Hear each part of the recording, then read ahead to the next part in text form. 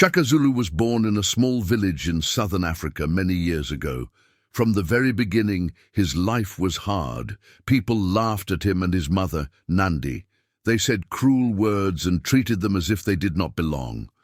Shaka did not understand why people were so unkind, but he felt the pain deeply. He grew up quiet, watching everything, remembering every insult. Nandi loved her son very much. At night, when the village was quiet, she held Shaka close and told him stories. She told him that he was strong, even if others could not see it. She told him that one day, the same people who laughed would be forced to listen. These words stayed in Shaka's heart. Because of the insults and shame, Shaka and his mother were forced to leave their home. They moved from place to place, asking for help. Sometimes people gave them food. Sometimes they chased them away. Shaka learned what hunger felt like. He learned how it felt to be unwanted, but he also learned how to endure. He learned how to wait. As Shaka grew older, he became tall and strong. He joined the army of a powerful leader named Dingiswayo. Life in the army was not easy. The training was very hard. Men ran long distances. They fought until their bodies hurt. Many gave up. Shaka did not. He pushed himself harder than anyone else. Shaka watched how battles were fought.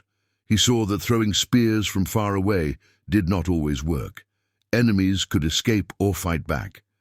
Shaka began to think of better ways. He helped change the spear into a short weapon meant for close fighting.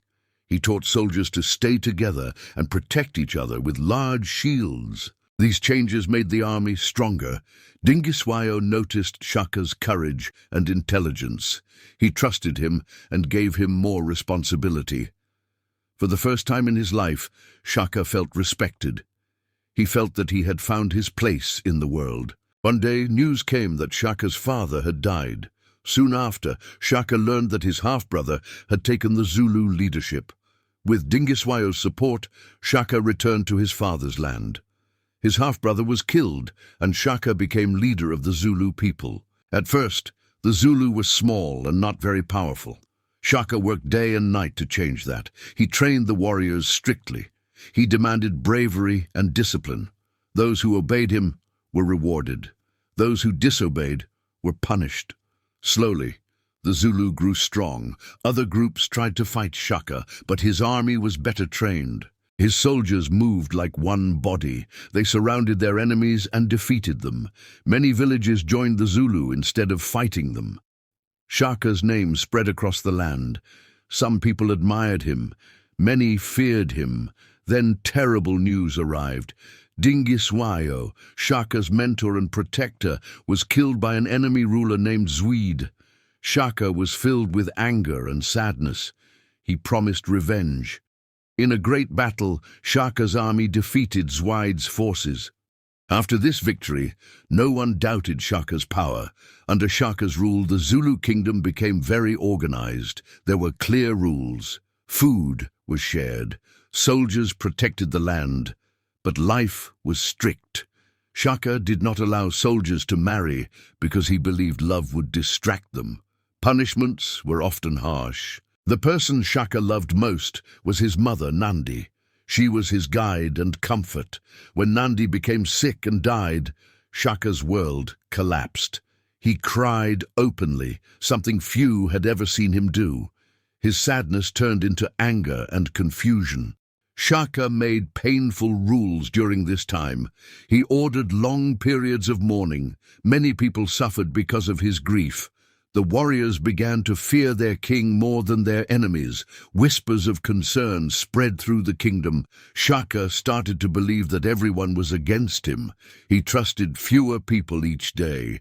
Even his own brothers became afraid. They worried that the kingdom would be destroyed if Shaka continued this way. One quiet day, while Shaka rested, his half-brothers Dingain and Malangana, along with a helper, attacked him. Shaka was caught by surprise. The great warrior who had defeated so many enemies fell to people from his own family. Before he died, Shaka is said to have spoken words of warning, saying that his killers would also rule through violence. Then his life ended. Shaka was buried in an unmarked place. There were no songs or great ceremonies, yet his story did not disappear. The kingdom he built continued after him. His ideas about fighting and leadership changed history. Today, people remember Shaka Zulu in different ways. Some see him as a cruel ruler, others see him as a strong leader who built a nation. Both views are true. When the wind moves across the grasslands of KwaZulu, it is said to carry his name, Shaka Zulu, the boy who was mocked, the man who became king, and the legend who is still remembered.